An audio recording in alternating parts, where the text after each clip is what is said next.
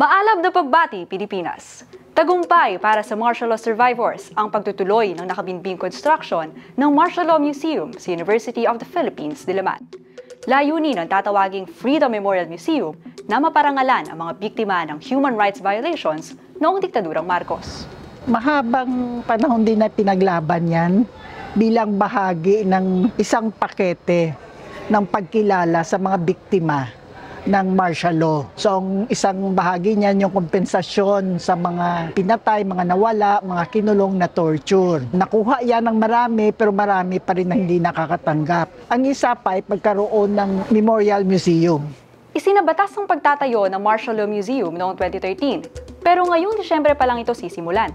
Sa tingin ng martial law survivors gaya ni Tagiwalo, posibleng sangkot ang mga Marcos sa pagkadelay ng proyekto.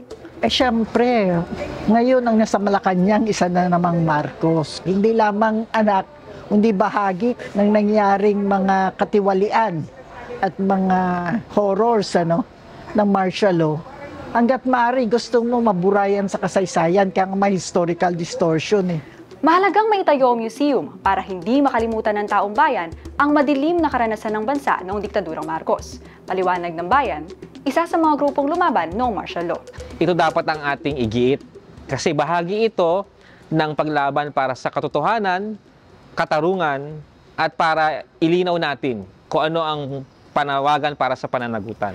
Dagdag ng grupo, maraming pagkakapareho sa sitwasyon ng bansa sa pamumuno ni Marcos Sr. at anak nitong si Marcos Jr. sa larangan man ng karapatang pantao o ekonomiya. Dami pa ring disappearances, may extrajudicial killings, ang drug war ay hindi pa nasalanta.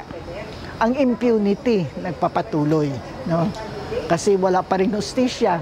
Kaya malakas ang loob ng mga nasa pulis at militar, ang mga puwersa ng Estado, na maghasik ng lagim sa mga komunidad ay dahil walang nananagot, walang pinaparusahan. Yung mga may kasalanan noon, nasa kapangyarihan ngayon.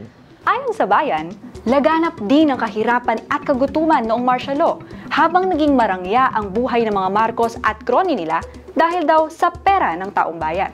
At gaya ng mga nakatatandang Marcos, tila maluho at magastos din ang kasalukuyang Pangulo. Dagdag ni Tagiwalo. Sanay talaga sila sa luho, Lalo na itong si Junior, mag-helicopter para manood ng Coldplay.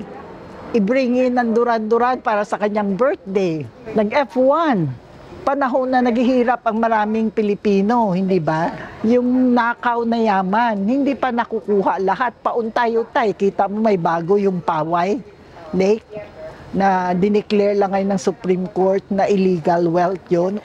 Sa gitna raw ng mga hakbang ng pamilyang Marcos na burahin at baguhin ang kasaysayan, mas lalo raw dapat ipaalala sa taong bayan ang mga krimen ng mga Marcos. Hanggat walang pananagutan, magpapatuloy ang impunity at magpapatuloy ang paglabag sa karapatang pantao. Tayo po ay sabay-sabay na magtipon, magprograma, magprotesta September 21, 9 a.m.